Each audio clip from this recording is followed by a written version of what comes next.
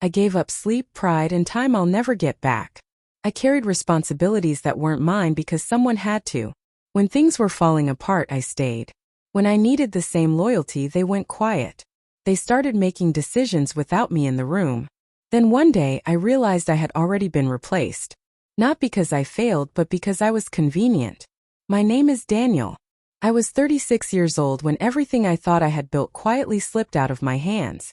I lived in Austin, Texas, worked as a project operations manager for a mid-sized logistics firm, and had been there long enough that people stopped questioning my presence.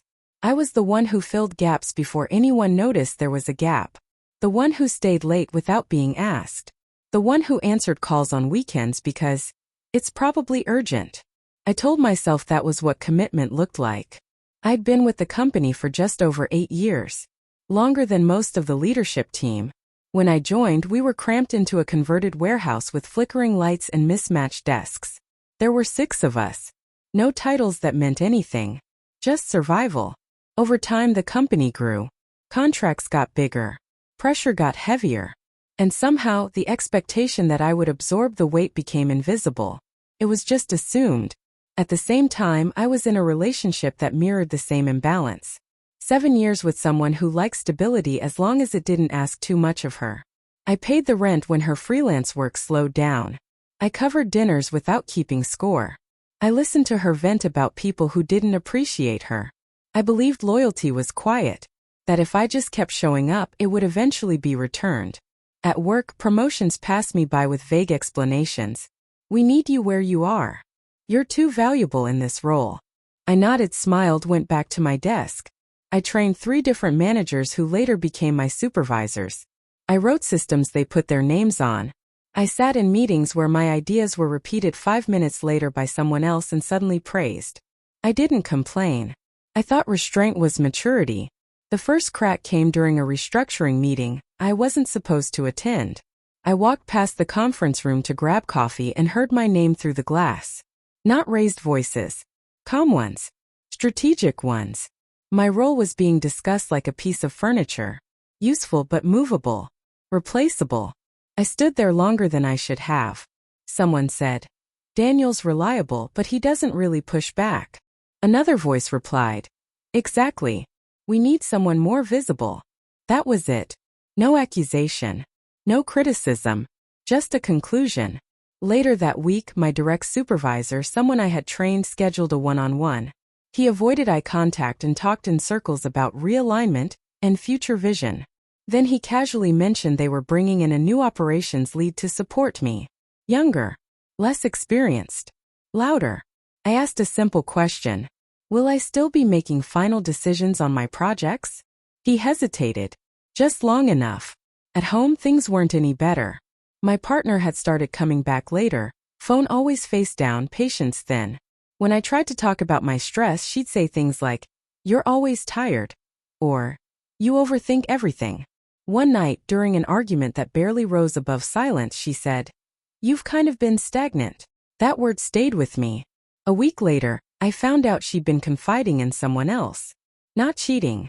Not technically. Just sharing thoughts she never shared with me. Talking about futures that didn't include me as a given. She said it wasn't a big deal. That I was being sensitive. That was the moment something in me stopped reaching. The confrontation at work came first. I asked for clarity. Not a raise. Not a title. Just clarity. The meeting was brief. Polite. Cold. They told me the company was evolving, and that my role would shift to a more supportive capacity. Same workload. Less authority. The words were careful. The meaning wasn't. I didn't argue. I didn't remind them of nights slept on the office couch or weekends lost to emergencies that weren't mine. I just nodded and said I understood. At home, the conversation was even shorter. I told her I felt replaced. She sighed like I was asking for something unreasonable. She said, "I just need more. And I don't think you're there anymore." No shouting. No drama. Just dismissal. That night, I sat alone in the living room long after she went to bed. I realized something uncomfortable but clarifying. I had been loyal to systems and people who benefited from my silence. My loyalty had trained them to expect less resistance, not more respect. The next morning, I stopped explaining myself. I stopped volunteering for extra work. I documented everything. I redirected requests back through proper channels. I let deadlines be realistic instead of heroic. When the new operations lead stumbled, I didn't rush in. I answered questions directly, professionally, without cushioning the consequences. At home, I did the same. I stopped initiating conversations that went nowhere. I stopped trying to prove my value. When she asked why I seemed distant, I told her the truth. I'm just paying attention now. 2 weeks later, she told me she needed space. I helped her pack. The silence that followed wasn't empty. It was instructional. For the first time in years, my energy belonged to me. I slept. I worked within my job description. I started saying no without apology. And something interesting happened. The same people who had overlooked me started noticing the gaps I used to fill invisibly. I didn't step back in. I watched them struggle with the weight they assumed was effortless. That was the turning point. Not anger. Not revenge. Just withdrawal. The weeks that followed were quieter than anything I'd known before. No emergency calls. No late-night apologies disguised as appreciation. The absence of chaos felt almost suspicious, like calm before something worse. But it held. At work, the new operations lead struggled in ways I used to mask. Deadlines slipped. Vendors complained. Projects overlapped because no one was quietly coordinating behind the scenes anymore. I watched it happen without satisfaction or resentment. Just awareness. In meetings, I spoke only when asked. When asked, I was precise. No extra context. No softening. One afternoon, my supervisor pulled me aside and asked why I seemed less engaged. I told him I was fully engaged with my assigned responsibilities. Nothing more. Nothing less. He didn't like that answer. He tried again, saying the team needed initiative. I asked if that initiative came with authority. He changed the subject. I started arriving at 9 and leaving at 5. The building didn't collapse. But it didn't run smoothly either. Outside of work, the silence from my former partner stretched on. We exchanged a few logistical messages. Nothing emotional. No checking in. I noticed how quickly my nervous system adjusted to not being evaluated. I wasn't bracing myself for disappointment anymore. That alone felt like progress. Then came the invitation. An email from HR titled Career Development Discussion. Neutral language. Mandatory calendar block. When I walked into the room, 2 people were already seated. My supervisor and someone from senior leadership who barely knew me except by reputation. The tone was warm. Too warm. They spoke about transition challenges and organizational strain. About how much institutional knowledge I carried. How valuable that was. I listened without reacting. Finally, they asked if I'd be open to stepping up again. While they stabilized things. I asked what that would look like. They avoided specifics. I asked about authority. They talked about trust. I asked about compensation. They said we could revisit that later. I declined. Not dramatically. Just calmly. I told them I was comfortable in my current scope and didn't have the bandwidth to absorb additional responsibility without structural support. They nodded, clearly not expecting resistance. The meeting ended politely, but something had shifted. After that, the tone changed. Less warmth. More distance. I was no longer invisible, but I wasn't central either. I existed outside their expectations, and that made me dangerous in a way I hadn't been before. A month later, I was approached by a recruiter. Someone I'd worked with years ago had recommended me. A smaller firm. Cleaner structure. Clear role. Real authority. The interview process was straightforward. They asked about my experience, not my tolerance. They valued boundaries as much as output. The offer came quickly. Better pay. Defined responsibilities. No vague promises. I didn't tell anyone at my current job until my resignation letter was ready. When I handed it in, my supervisor looked stunned. He asked if this was about the missed opportunity to lead again. I told him it was about alignment. He said he wished I'd said something sooner. I told him I had. Just not loudly. The last 2 weeks were revealing. People stopped by my desk to say things they hadn't said when it mattered. We didn't realize how much you handled. Things won't be the same without you. I thanked them without correcting them. Realization after the fact doesn't require my participation. On my final day, there was no grand send-off. Just a small card and polite smiles. I packed my things and walked out without looking back.